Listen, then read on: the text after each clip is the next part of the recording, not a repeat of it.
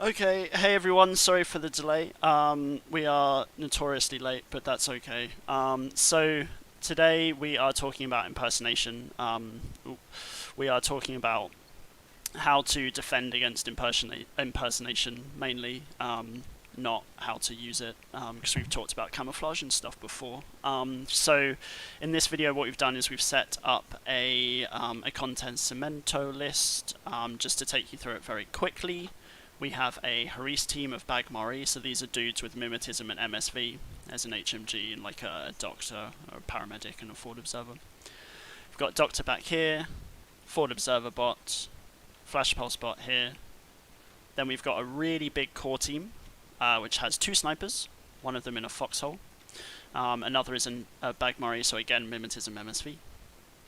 And then the rest are regulars, which are just basic line infantry. So the list is basically a big core team, a Harris, and then like some skirmishers. Oh, I forgot to mention, we've also got lots of camo markers, which are Nagas. So they're skirmishers with BS12 and Dogged.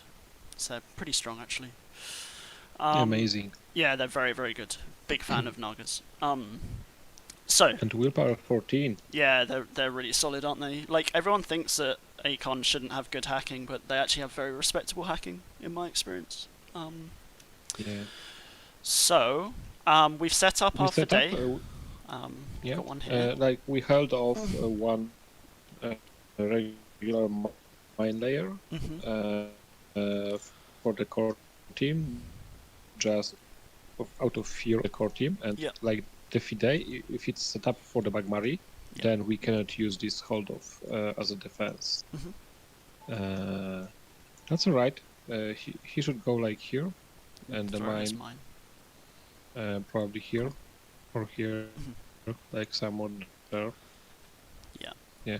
So have a bit of lag again. Yeah, a little bit. It doesn't seem too bad though. So the first thing to bear in mind is that when Perjan and I were talking about where to place this Fide,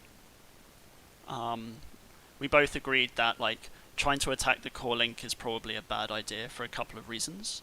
The first is that there are so many overlapping delay AROs or discover AROs that it's going to be really hard to get in. And the second thing is that the mines make it incredibly risky, because as soon as you reveal to do anything, you just die. Like, you immediately die. Yeah, and they can just safely dodge. Yeah, so so instead, we threw the impersonator on the other side. So the first thing to note is that, like, when you're playing against an impersonator, I know that they don't trigger deployables when they're in the impersonation state, but they will trigger deployables as soon as they reveal. So mines and things like that aren't useless against them. They're actually quite useful. Because at some point they have to reveal, right, to shoot you, or when they do that, they'll be revealed for the entire order. So mines are not a waste of time. They're actually quite good.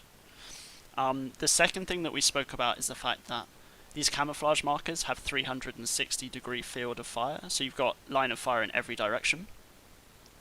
This is really important because it means that keeping a camo marker reasonably close to your deployment zone means that you cover so many different entrance ways into the deployment when it comes to impersonation. So for example, this marker is covering like this entrance and this entrance, and if the impersonation gets deeper, you can see down here, and if God forbid it ends up behind you, it will see there as well. So it just covers like a lot. You can probably also see this way too. So that's important to bear in mind, and it's something that I do quite a lot. If I'm playing against impersonation, I will hold a camouflage marker back sometimes, and I'll put it near-ish to my deployment zone. Not every time, but some of the time. Cool. Is there anything else you want to add, Perjan? Yeah, with the mine could still be deployed defensively here. That would greatly diminish the least staying power for any other threat, so I wouldn't do this. Yeah. But yeah, like holding off a model that has a deployable is a strong tactic against impersonators, because it basically limits their attack run to just one order. Yeah, it does. It does, absolutely. Another thing we could do, is like if this impersonator regular sniper already sees him, also this Fugazi would see him if he like starts to make an attack run. Yep. So like the angles might not be yeah, like 100% correct, but yeah, that's the idea. Right, so we set up quite quickly, so the angles might not be exactly correct, but the point is that this impersonator is going to attract a lot of Discover AROs as soon as it moves. Like, this regular can see it, this Fugazi can see it, this Pathfinder can see it, probably, maybe. I don't know, have to check that. If it comes around the corner, obviously the Bagmari will see.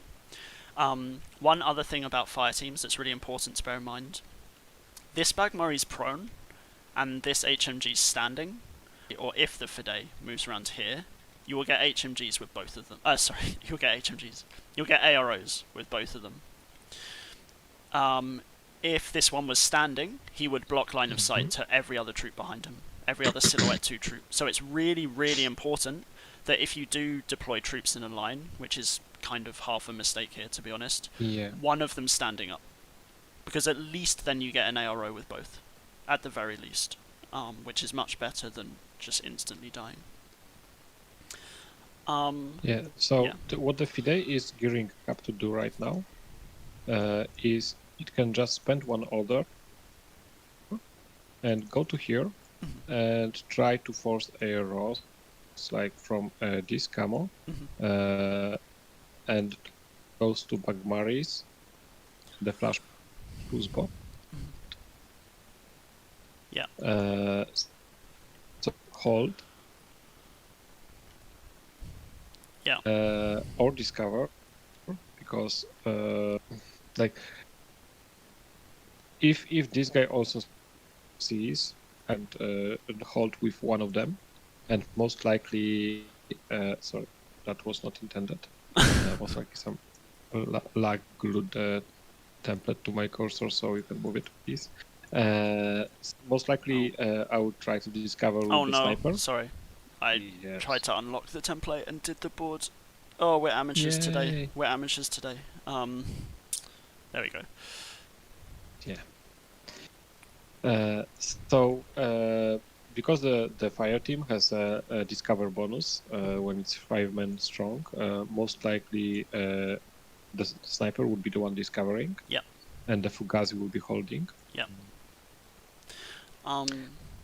One thing I did want to say about fire teams on this, which is really important, is that I don't know if everyone knows this because it's kind of hidden away, but if a troop breaks out of a fire team but remains within like coherency of the fire team, it can be automatically added back in at the start of your like order count phase. So, for example, if the impersonator comes around this corner and one member of the fire team delays, maybe the HMG, and the other guy that you don't really care about, perhaps this one, I don't know, it doesn't matter, discovers, obviously he will bust out of the fire team, he'll leave, because he's not declaring the same ARO as the rest of the fire team. If he survives, by some miracle, he can automatically be added back into the fire team next turn. And that's really, really important, because it means that, like, there's no reason to always declare the same ARO with every single member of your fire team against impersonators. Yes, but I think it works on the 5-man teams and not really on a 3-man team, for the simple reason that the moment you declare the ARO that breaks you out of the fire team, you lose the link bonuses. Yeah, and you do. For the 3-man team, that's the burst bonus. So the Fide is now safe in the knowledge that this Bagmari HMG, who delayed, will no longer be able to put 2 burst into him. Yes. And even if the other guy just dodges, you can just continue like to move in the position or attack, basically. But there's another side to this coin. Like if you do this, if you break one of those guys of the fire team to discover and the other to delay, basically you are offering such a juicy target for the Fide that you will be tempting it to actually bite and make the attack run then. So that's also something to consider, because a Fide that reveals here in view of the camo and those two Yeah. guys and the Fugazi and the sniper who Yeah. started is in a much better position for you to deal with Yeah. than the Fide that moves to here and then spends another order and moves to here Yeah. behind everybody and then starts to Yeah. put Absolutely. templates on them from the behind. Right. Because what the Fide can do, like if you are looking at the Fide like a normal guy, let's say Andromeda or some other guy without the impersonation state that would infiltrate to here, they would just go to here and attack. Mm-hmm. And what the Fide can do is it can actually start here and move here, ask for arrows, and if the arrows make it not suitable for it to reveal, say they are delaying and Delays. not enough discovers go, Yeah. like one discover, you can say, okay, one discover at -6, oh, I'm fine with that. I just go again. You just keep going. And if the discover fails, or even if it succeeds, next order, you can just go to here in view of just this lone guy. Yeah. And then everybody delays and discovers, and then you move to here. Mm-hmm. Yeah, absolutely. And then nobody sees you anymore. Maybe if you place it correctly, like nobody would see you. Maybe this camo, but you still have like 1.5 inch movement more. And then you are revealed because you're discovers, and then you can actually start to pick up things from behind. Yeah, and that's absolutely. the most dangerous. Mm-hmm. So offering up this kind of sacrificial target has two purposes. Like the first is you actually get like a decent discover, whereas otherwise you might just delay with everything and not do anything. But the second thing is that like if you do offer something up to the Fide and it takes the bait and reveals, it just dies. So it's a bad trade. Like ultimately, trading a non-HMG member of the link, so a member of the link that arguably doesn't matter as much, for a Fide, is ultimately quite a good thing. Because you kind of have to imagine with Fides, like one or two of your troops are going to die. But if it's troops that aren't super important, that's okay. That's a much better outcome than him like eating the Doctor, eating the HMG, eating this as well, right? There is also another consideration. You have the camo here, and the camo might be a strong model, say Dart. Yeah, it is. Or just a Naga that has a target and might take a beating and like still come on top of the Fide. But why not reveal with the Naga to force your hand? Like, I would say that like you don't want to reveal with a camo unless that's like Liberto or some inconsequential guy for a discover. Simply because the camo has a 360 vision in this state. So as you noticed, even here, when the Fide gets to here, this camo would still see him from this line. Yeah.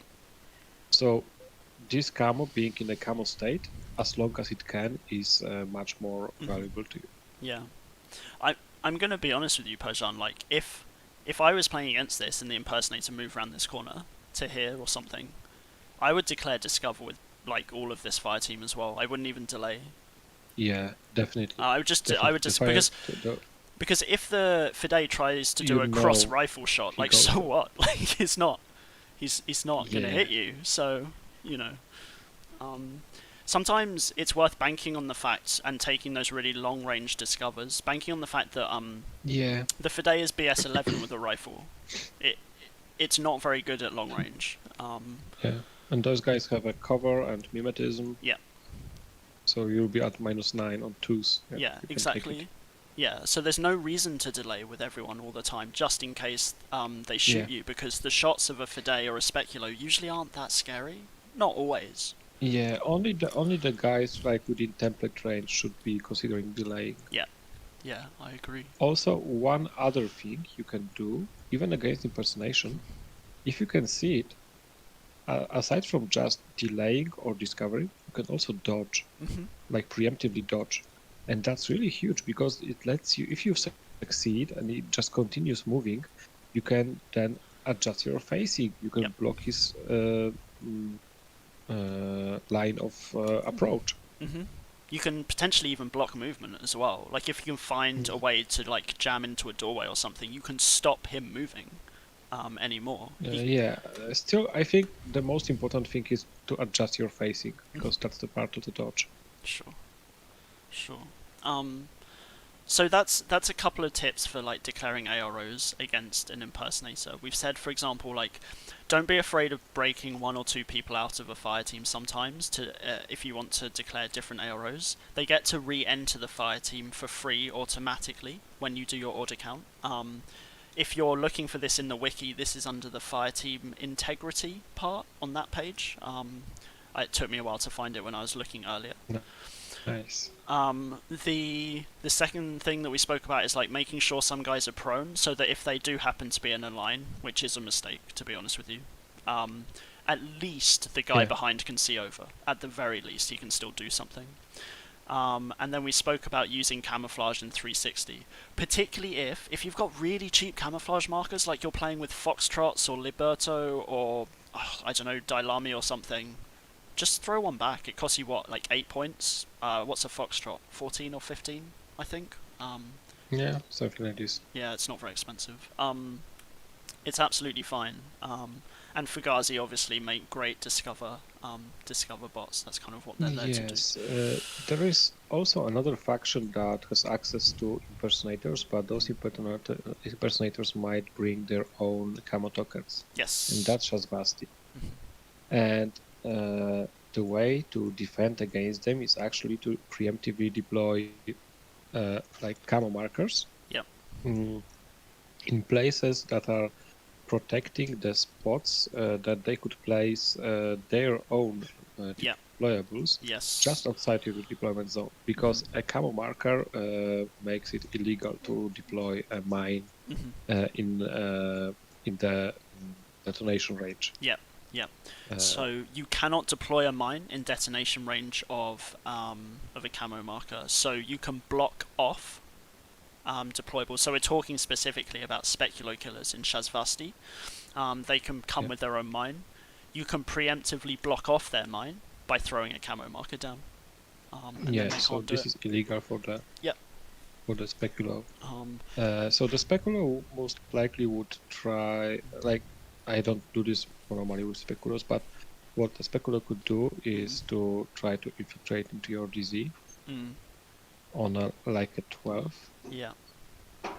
And place a mine, especially if you are going, if this player, like the Akon player, is going first, they will try to place a deployable, most likely on the guys that will be trying to move.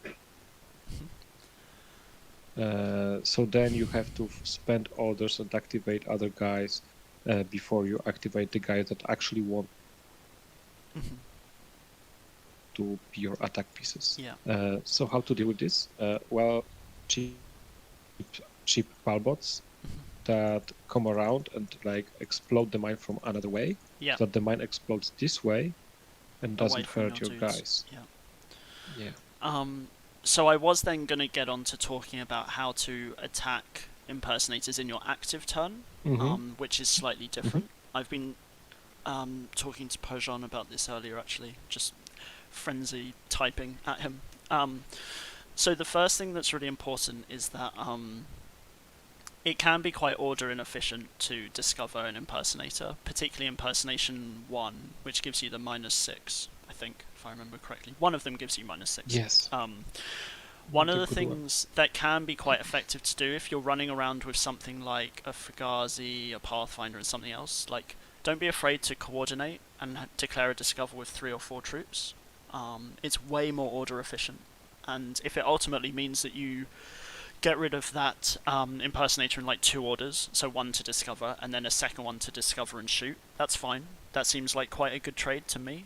It's definitely something that I would consider doing. So yeah, do coordinate discovers if you have the resources to do so. Just another tip here, actually, that some people don't know. You are allowed to discover shoot an impersonation marker. Impersonator. It explicitly but says not this. in the first state. Yes, that's right. So when they get down to the lower level, you are allowed to discover shoot them. You are also allowed... So this level. the lower one, that's right. You are also allowed to place deployables within their trigger area because they are not camouflage markers. They count as friendly troops, so you can put a mine right next to them. I checked that one the other day because it actually came up in a game. But because they count as friendlies and they're not camouflage markers, you are allowed to put mines next to them. Did you know that? Yes, you can basically just move in front of them, ask for arrows, they do nothing, and then you place a mine. Yeah, absolutely. Especially if they are in the good state, so the level 1. Yeah. Now, the thing to consider is like this is a position for offensive impersonator that goes first. Yeah. This is not a position for impersonator that is going second. Yes. Because it's going to be revealed in the first order. So you have to expect an impersonator to be protecting like approaches to the spots that are vital to either the game, like the consoles, or just protecting the approaches to your other guys. Yeah. And to be in a position that allows it to like strike into the enemy in like 2 or 3 orders. So impersonator that needs to deploy like here just because you are projecting enough threat is already a win for you. Yeah. So if you make it so prohibitive for the impersonator to deploy near to you, maybe because you've got a lot of close combat threats or high willpower discover dudes or whatever, and the impersonator has to go further back, that's already fine because you're forcing the impersonator to waste most of their orders to do anything, and that's okay. And he's not a threat Exactly, immediately. right. But let's say he deploys slightly closer, like here, where Persian's put him. What would be your active turn plan, Persian, to deal with this impersonator? Would you go for it, or would you move away from it? What would you do? It depends. Like if this fire team needs to go places, I would most likely choose this spot, this route there, or even like change the flank. Just to get out of the threat range, because then the impersonator to go after them needs to go through all this corridor with those fire lanes from the link team and the markers. So step A, ignore and reposition.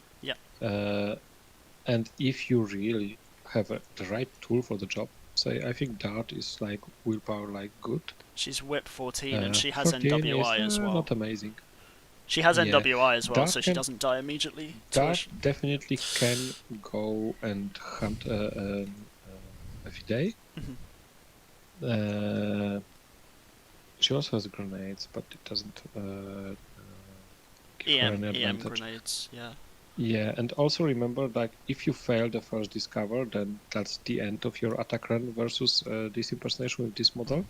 So as you said, like coordinated discovers, but in order to coordinate discover against this impersonator, you need to spend so many orders, like at least 2 orders to move the dart into position to see it, like without provoking an opposed arrows.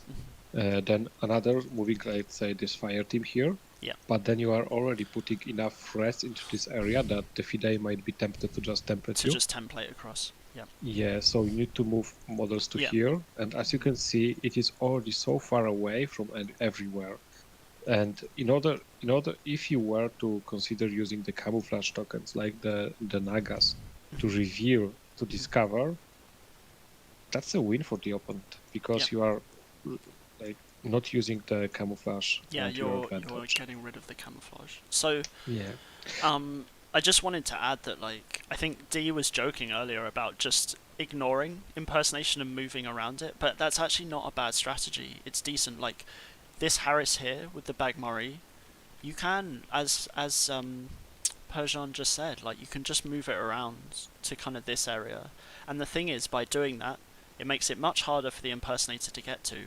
And the other advantage that you always need to think about is they end up in front of your core team snipers, right? So if anything does start pushing forwards to take out your Harry's team, they're right in front of a dude with MSV1 and a multi-sniper. So it makes it so much more difficult for you to get to them. Like the one thing that you need to do, consider, the one like consideration is a scenario relevant. So whenever there is like control of the zones and you have like a impersonation just sitting there, you have to consider how many points it's worth, Yep. and you have to account for it when controlling the zones. So these Harris of the Bagmari, I think, would easily outweigh the impersonation Yep. Easily. with Dart and this Naga. But once you start taking casualties, this impersonator, if he is just sitting there doing nothing, he's a very safe like other points in the zone. Yeah. So you have to start considering this. Like if your Bagmari Harris takes like 2 casualties and then you lose the Naga and you are down to like 1 Bagmari and 1 Dart, then this impersonator and 1 AD trooper that appears there, it's already enough to just swing this zone into the enemy. So you have to consider this. Yeah. So if you're playing control missions against impersonators, you need to be aware that they are in the region of 25 to 35 points. Depending on if it's Hack Islam, it's like 25 to 30. If it's Combined Army, it's 30 to 35. The mine layer is 34, I think, if I remember correctly. Yeah. Don't ask how I know this. So it was 38, I think. So it got cheaper. Yeah, it's got cheaper. Yeah. It also cost quite a few SWC though. Now, if I remember 1.5. Yeah. So, just make a mental note. This is important. If you allow for roughly 30 points, if you can't remember 25 to 35, allow roughly 30 points, and you're in the right ballpark. You're in the right kind of area for an impersonator. Any other tips for the active turn? We've talked about coordination, we've talked about moving around, we've talked about layering AROs so that if it does attack you get lots of different threats. We've talked about making points allowances in zones. Is there anything else that you'd like to cover? Like always try to deal with impersonators with the cheapest guys you have. So the warbands, if the warbands have like a decent willpower, or even if they are taigas, just throw a random like close range discover, because this is basically free. And if it succeeds, the impersonator always cringes if it needs to trade with a warband. Yeah, absolutely. So if you're playing any faction that has like impetuous irregular dudes that are kind of 5 to 15-ish points, and they're reasonably cheap and they've got decent-ish willpower and chain rifles, throw them at impersonators. Particularly if you don't have a specific plan for those irregular orders, there's no harm in spending them, and trading an impersonator for half the points cost is, as Perjan says, it's very sad, very, very sad for the Hack Islam player. Even the Palbot has willpower of 13. Yeah. And like my Carbonite, when it comes to impersonators, like me playing impersonators, my Carbonite is like those odd long-range flash pulses, workhorse, and Palbots engaging in melee. This is my Carbonite. Yeah. So whenever you have those guys, like always dodge with those guys if you can help it. Just in case, like they reveal, and then you end the attack run there and then. Yeah. So even in a faction like Pano, which is notorious for not having many throwaway cheap units, you still have throwaway cheap units. You have Fugazi, which are 8 points, right? You've got Palbots, which are 3 points. They can declare AROs, right? They're allowed to dodge. They're allowed to do all sorts of things. And, worst comes to worst, you've got Pathfinders, which are 15 or 16 points, something like that. So, like, how many Palbots can you have in an Acon? Like 2 or 4? I don't because know. There are factions that can have up to 4, like Nomads, but let's consider you can have 2 Palbots. So one Trauma Dog with 2 Palbots as a hold-off can just deploy a Palbot here. They can have 4. 4. Yeah. So, like, too bad they don't have, like, infiltration. Or, like, forward deployment. But if you have a faction that has access to, like, some guys that have access to palbots and mines and synchronized guys that have forward deployment. So let's say the fat robot with the one flamer bot, how they are called? The Peacemaker? Auxilia? Or do you mean Peacemaker? Oh, the robots are the Yeah, Peacemakers and the people are the Auxilia. yeah, the Auxilia, but they don't have the forward deployment. No, But they there don't is have. another. Yeah, the Pathfinder is this thing, but the fat guy with the shotgun and repeater that has Yeah, forward it's deployment the and Peacemaker. It's the yeah, Peacemaker. so the Peacemaker with the synchronized flamer bot, they make great hold-offs against factions that deploy impersonators. Yes. Because you can basically deploy those troopers. Imagine if you had one here, and the Fidei drops here. You just drop the fat robot like here, and the flamer bot here. And what can he do? Like Yeah. he's blocked. Like he can take attacks against those guys, Yep. but they will just protect all the other troopers you have. Is there anything else you'd like to add before we kind of sum up a little bit? Fear the impersonator. Kill impersonators. No. Yeah. Fear, yeah. They are a tool. Yeah. They seem completely broken because they are so order efficient.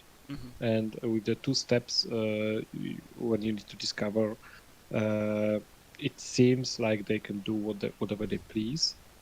But with layer defense and like with when you have to know what errors to declare, like discovers and delays and dodges, and which piece should make what. But we already addressed that.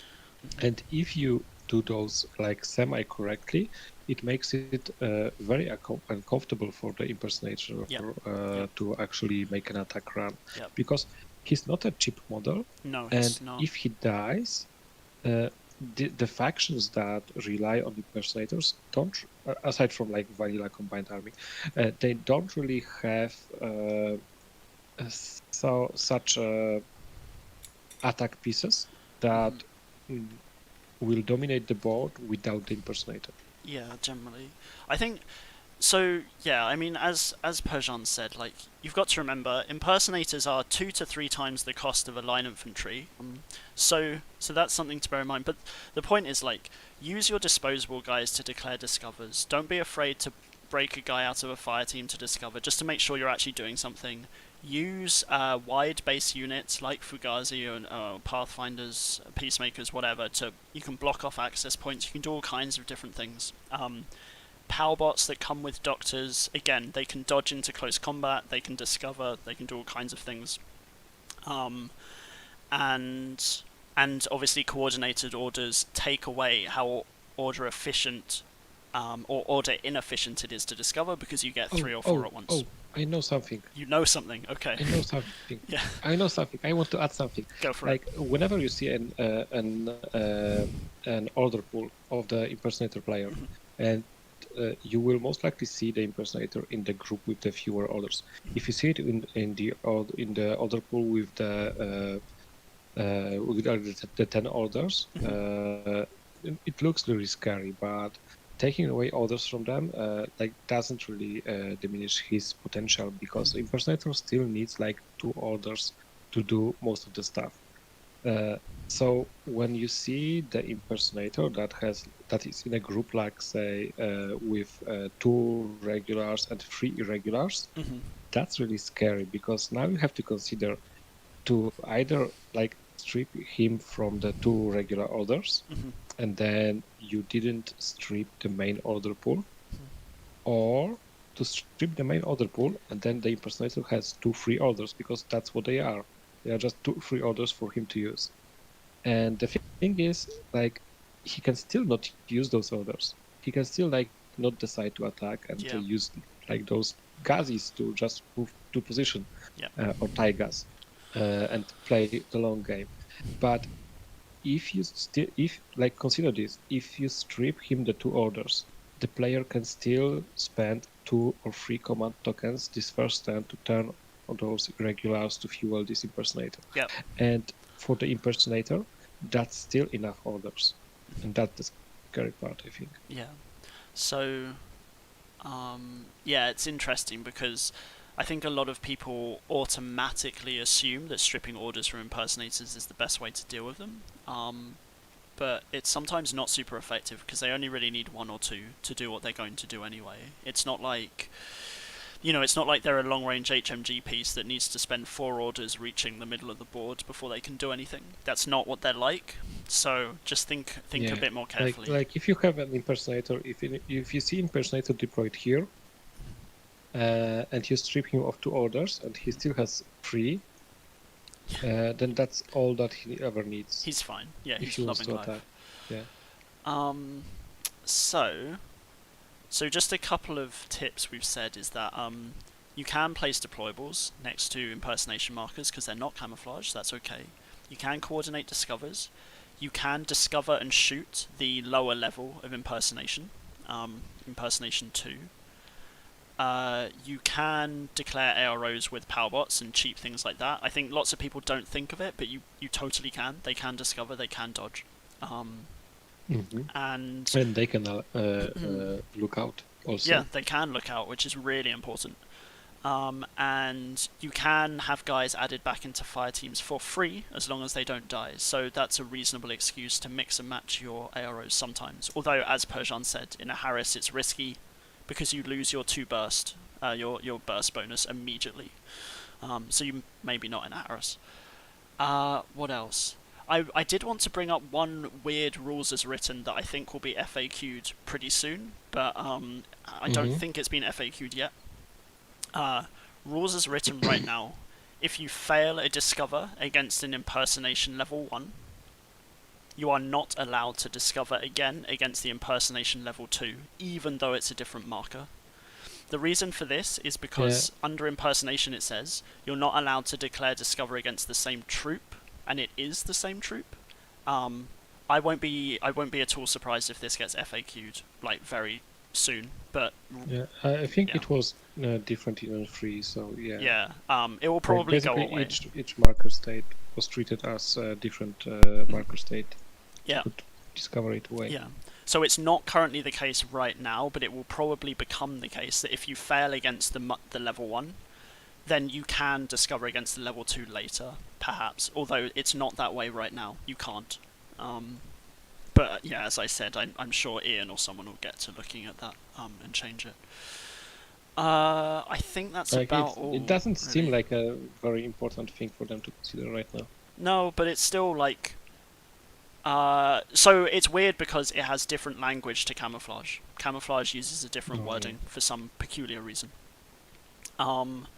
Anyway, if you've got nothing else, I think we'll go to questions. What do you think? Sure. Yeah, cool. Definitely. So does anyone have any like specific questions about impersonation? Nothing in particular, but when you notice that the war bands are very good against impersonation. They are. Yep.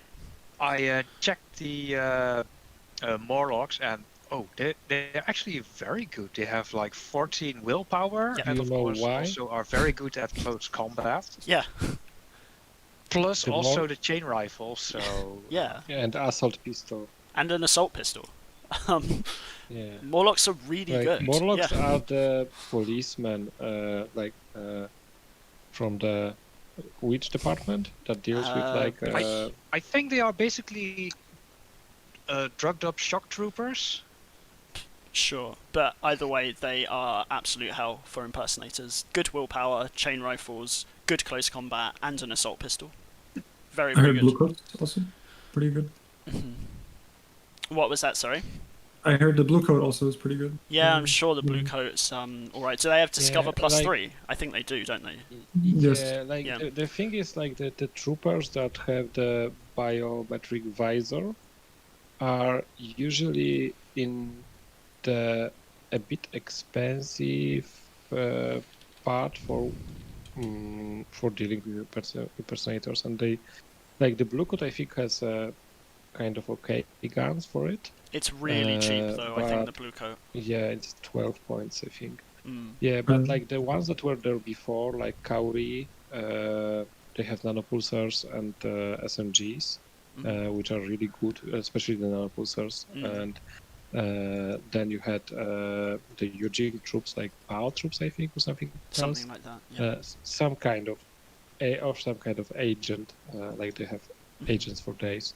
And yeah, I cannot remember the names. But they had these troopers with biometric visor, and they were in like 20-ish points, I think.